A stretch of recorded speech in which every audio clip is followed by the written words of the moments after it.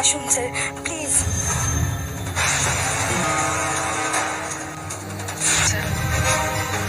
একজন মহিলা নাকি তার বাচ্চাকে রেখে চলে যেতে চাইছে।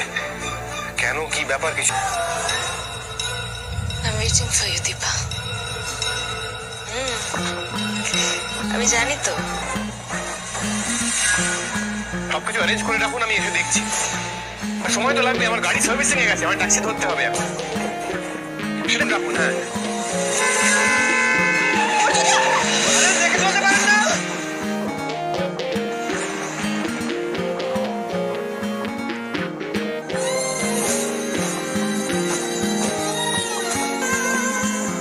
না পাওয়ার থেকে দিতে না পারার কষ্ট যে কিছু কম নয় অর্জুনদা।